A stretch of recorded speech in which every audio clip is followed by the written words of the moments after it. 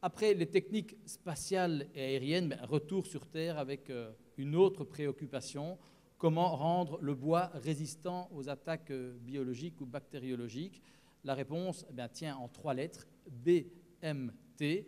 Là aussi, je peux mettre en jeu quelques bacs d'Orval, personne ne trouvera. BMT, bois modifié thermiquement. Autrement dit, c'est une manière d'assurer la résistance et la durabilité suffisante à un feuillu, à un hêtre, par exemple, pour éviter qu'il pourrisse à l'extérieur. Une manière de le rendre plus résistant, c'est de le cuire. Voilà, on peut le caricaturer comme ça, mais M. François Denebourg va nous l'expliquer plus en détail. M. Denebourg, qui est responsable du développement économique à l'Office économique wallon du bois. Et après son intervention, on fera une pause. Eh bien, merci. Bonjour à tous et toutes. Donc je vais embrayer directement, comme ça on ira plus rapidement vers les bacs d'Orval peut-être. Donc voilà, dans la philosophie de la journée, vous avez entendu parler évidemment de ressources, vous avez aussi entendu parler d'utilisation durable, d'utilisation noble du bois. Eh bien ici, donc, nous avons décidé de vous parler d'un procédé parmi d'autres, qui, je vais dire, rentrait parfaitement, on va dire, dans la philosophie de cette journée. Un procédé, qu'est-ce que c'est en soi? Donc, un procédé, il fait le lien entre une ressource et des produits. Les ressources sont souvent donc caractérisées et spécifiées par des propriétés, des qualités, des quantités, de même que les produits sont caractérisés par toute une série de choses, notamment des propriétés, qualités, quantités. Le procédé, lui, est destiné en fait à faire le lien entre ces deux postes, je vais dire, à lier en fait certaines contraintes qui existent sur la ressource aux exigences qui concernent les produits. Notamment, dans le cas du bois, une des contraintes principales étant de partir d'un presque cylindre à un parallélépipède rectangle. Dans le meilleur des cas, le procédé permet d'exprimer l'adéquation essence-procédé-produit-usage. Si ce n'est pas le cas, je vais dire le procédé peut améliorer les caractéristiques jugées insuffisantes de la matière première par rapport à l'usage du produit final. Les procédés, comme la ressource et comme les produits, sont amenés à évoluer à des vitesses variables. Évidemment, la ressource est le poste qui évolue le moins vite par rapport aux procédés et aux produits. Et ces évolutions sont dirigées, je vais dire, par de grands points, notamment réglementaires. Bon, vous l'avez entendu, on a déjà parlé de Natura 2000, du Code forestier, etc. Donc pour la partie ressources, notamment donc d'évolution technique, d'évolution environnementale et d'évolution économique. Et ce aussi bien pour les procédés et les produits. Je viendrai maintenant sur quelques notions qui permettront, je vais dire, de comprendre un peu mieux le procédé. Donc, on a parlé de résistance, effectivement. Donc, la durabilité naturelle d'un bois, c'est la résistance qu'il offre aux attaques d'organismes destructeurs et qui est mesurée, je vais dire, par la réaction du bois face à ses agents. Donc, elle peut varier très globalement, évidemment, d'une durabilité naturelle relativement faible à une durabilité naturelle relativement élevée, en fonction, évidemment, des essences. 5 classes d'emploi. Donc, souvent donc, considéré comme un milieu le plus sévère jusqu'au milieu le moins sévère, de l'intérieur, je vais dire, d'un habitat, en passant par l'extérieur sous abri, l'extérieur en contact avec le sol et l'eau de mer. Le traitement en tant que tel, si la résistance naturelle du bois aux agressions n'est pas suffisante, elle peut être renforcée par l'application de traitements spécifiques. Notamment ici, ce sera le cas donc, de la préservation, qui est destinée à augmenter la durabilité du bois d'œuvre. Un schéma de réflexion repris également des normes, à la réflexion évidemment qu'on va faire d'un produit en fonction donc, de son usage. Normalement, je vais dire, il peut exister donc, une essence. Effectivement, donc, le choix de l'essence sera fait. Si sa durabilité naturelle est suffisante, eh bien, je veux dire, on pourra l'utiliser, je vais dire, telle qu'elle sans traitement. Si elle n'est pas suffisante, elle devra faire l'objet d'un traitement. Les traitements, je veux dire, jusqu'à présent, donc les traitements traditionnels sont relativement, je vais dire, ont un impact environnemental relativement important. Ce sont des traitements le plus souvent chimiques et qui sont soumis maintenant à une directive européenne. Donc, on l'a dit tantôt, il y a l'aspect réglementaire, il y a l'aspect environnemental. Ici, notamment, donc, l'aspect réglementaire qui vient sur les traitements, c'est la directive biocide. Dans le cas où le traitement est impossible, eh bien, on peut se rediriger vers une autre essence, où ce traitement peut s'avérer aussi non désiré, je vais dire, par l'utilisateur final. Dans ce cas-là, pourquoi pas un traitement alternatif, notamment les traitements de température et donc la modification thermique des bois. Donc le traitement de température, on a déjà, je vais dire, un premier phénomène, je veux dire, quelque part, qui nous mène à nous intéresser, à lui. Une réglementation biocide, bon, un impact environnemental moindre, je dirais, par rapport à un traitement traditionnel chimique. Ensuite, on va parler de la ressource. Bien, la ressource, je veux dire, en Wallonie, la ressource qui nous concerne, je veux dire, dans le cas d'un traitement, je veux dire, comme celui-ci, c'est évidemment, on l'a dit, les essences à durabilité naturelle faible, telles le hêtre, le frêne, le peuplier, dans le cadre des feuillus, et évidemment, dans le cadre de résineux, par exemple, l'épicéa. On s'aperçoit évidemment, donc, dans la répartition de volume feuillu sur pied en forêt wallonne dans l'inventaire permanent de 2008, le hêtre, le frêne, le bouleau, le peuplier, ainsi que les autres feuillus, occupent, je vais dire, au-delà des 50%, je veux dire, de volume sur pied. C'est le cas également de l'épicéa, donc on peut dire que les essences qui pourraient nécessiter un traitement sont relativement bien présentes. En matière de prélèvement, on s'aperçoit aussi que le hêtre, par exemple, qui pourrait faire l'objet de ces traitements, occupe une place relativement importante. L'épicéa également.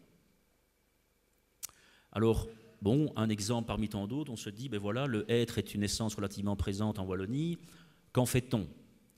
Bien, bon, le hêtre est utilisé en trituration notamment, il est utilisé en bois de chauffage, en matériaux, et surtout est utilisé, enfin je veux dire en tout cas, est destiné souvent à l'exportation. 70%, je vais dire, des exportations concernent donc des exportations de hêtre concernent la Chine et l'Inde. La transformation en matériaux, et ça on l'a dit tout à l'heure, je vais dire qui est donc une utilisation dite noble et je vais dire la plus durable et celle qui apporte le plus de valeur ajoutée, elle n'existe quasiment plus en Wallonie. Comme je l'ai dit, donc c'est celle qui rapporte le plus d'euros en principe, je veux dire au mètre cube pour la région. Plus largement, on s'apercevra, voilà, donc une situation, je veux dire, des scieries feuillues en 2010, qui provient du rapport FNS dans le cadre de Régeout. On peut déjà rajouter en 2013 qu'on est déjà encore redescendu d'un cran. Donc on a moins 50% des acteurs scieurs feuillus en 17 années en Wallonie. Donc, quelque part, à côté des aspects environnementaux, des aspects réglementaires, on a aussi les aspects donc, économiques. Il y a donc une obligation urgente de trouver de nouveaux débouchés pour certaines essences wallonnes sous-valorisées.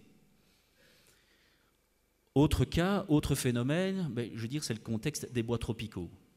Bon, on assiste évidemment à une évolution de leur marché pour toute une série de raisons, des raisons également réglementaires, des raisons également environnementales, les problèmes des coupes illégales, la conscientisation des consommateurs, les aspects sociaux pour les populations locales, etc. Tout cela engendre évidemment une augmentation de leur prix.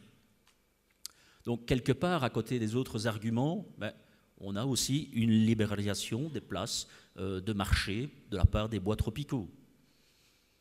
Tous ces phénomènes, je veux dire, nous forcent quand même à nous intéresser à des traitements dits alternatifs qui pourraient nous permettre de valoriser une ressource locale de manière optimisée. C'est comme ça qu'on en vient donc à un procédé alternatif dit traitement haute température ou les bois modifiés thermiquement. Le procédé de modification thermique, il s'agit en fait d'une pyrolyse ménagée du bois sous atmosphère contrôlée, en absence d'oxygène, pour éviter la combustion, vous l'aurez bien compris, dans des plages de température de 170 à 250 degrés. Pour anecdote, les Romains brûlaient déjà le bout de leur pilum, de leur javelot, pour les durcir, le principe étant à peu près le même dans ce cas-ci.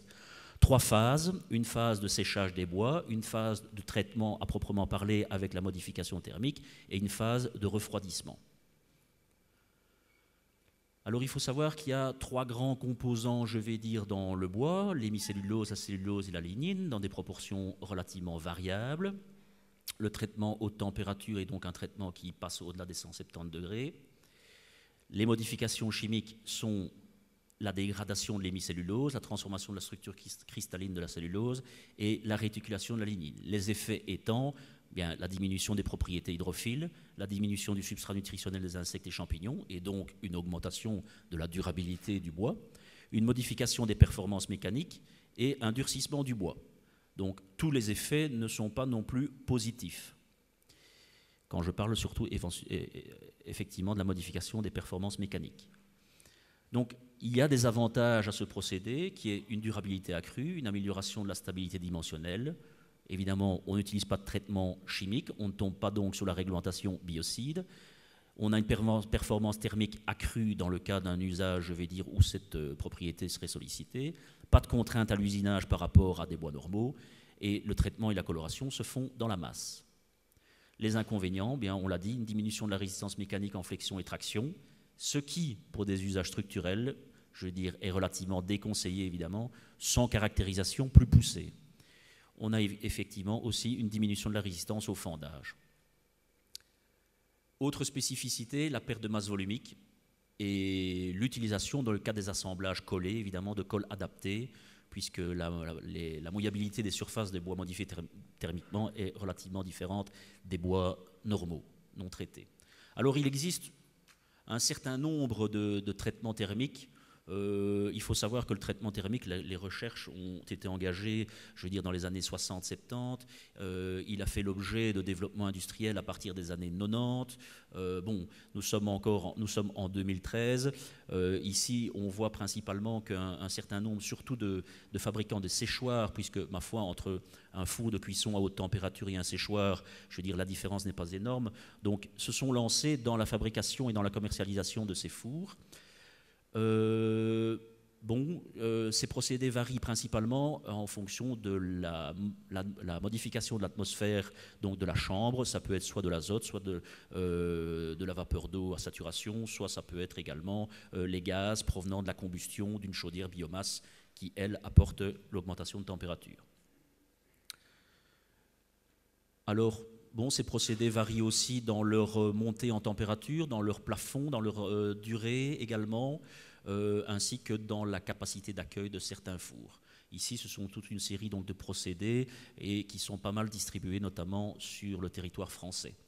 Alors voilà, en Europe, donc ça c'était plus ou moins en 2011, si mes souvenirs sont bons, on compte environ 75 fours pour une production de plus ou moins 300 000 m3 de bois traité, croissance permanente. Évidemment, pas de production en Belgique jusqu'à l'heure d'aujourd'hui. Quelques exemples de fours pour le procédé Thermowood, donc bois durable de Bourgogne, comme son nom l'indique, en Bourgogne. Donc le bois perdure, donc le procédé perdure, ça c'était au Canada. Un exemple de cellule expérimentale de 1 m3. Alors, la conduite des cycles, donc je veux dire, le compromis température-temps varie évidemment, comme dans le cas du séchage, avec les essences, les épaisseurs, les produits et leurs usages, et donc résulte en fait d'un compromis entre 4 grandes caractéristiques, la durabilité, la stabilité, la résistance et la coloration.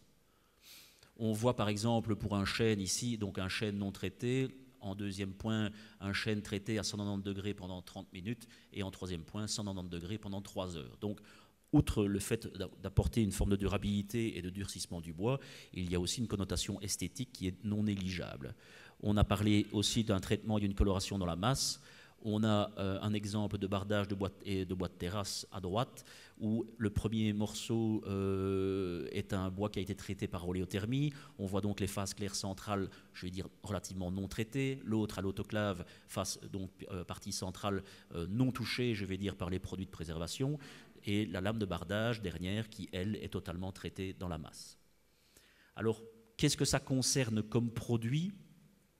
Les produits concernés, ce sont les bardages, les bois de terrasse, les menuiseries extérieures, mobilier, plancher d'intérieur, etc., etc. Donc, en fait, tout ce qui concerne, je vais dire, des utilisations en classe d'emploi allant de l'intérieur vers l'extérieur. Mais comme on parle d'abord comme axe central étant la préservation et la durabilité, ce sont surtout des produits qui concernent leur utilisation en extérieur.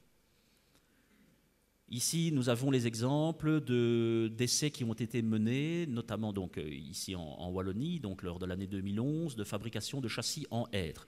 Donc il était question à cette époque-là de se dire, enfin en tout cas de se persuader qu'on était capable de fabriquer des châssis en hêtre, alors que le châssis, à proprement parler, châssis de fenêtre, n'est pas un débouché traditionnel pour le hêtre. Vous avez des exemples ici, donc des essais qui ont été menés notamment au CSTC, donc de résistance air au vent des châssis, de résistance d'angle, et d'autres essais pour d'autres caractéristiques. D'autres utilisations des bois modifiés thermiquement, notamment le bardage et le platelage et donc bois de terrasse. Également, par exemple, le traitement des parements pour les planchers contre-collés, donc par paquet de 4 lames. Et donc, effectivement, le traitement a comme avantage de pouvoir traiter les lames dans toute leur épaisseur. J'ai fini. D'autres exemples, carrelet 4 plis pour le châssis de fenêtre. Également, pour illustrer un peu la progression des procédés, en haut, dans le cadre du procédé de thermo-wood, donc c'est un procédé parmi tant d'autres de modification thermique, eh bien, on voit l'évolution de la production, mais on voit également l'évolution en dessous des ventes. Conclusion. Donc, à côté de cela, donc nous avons 4-5 grands phénomènes qui ont guidé l'intérêt vers un procédé, je vais dire, qui est en cours de développement mais qui n'est pas totalement maîtrisé et qui permettrait quelque part d'apporter une valeur ajoutée à des essences locales. Évidemment, ce traitement haute température émet encore il y a encore quelques réserves, notamment au niveau de la maîtrise des cycles et notamment aussi de la caractérisation des performances des produits. Dans ce cas-là, évidemment, une recherche et développement est obligatoire en appui du développement industriel et économique pour la valorisation des ressources locales au travers de circuits courts et de cycles longs. Voilà. Merci de votre attention.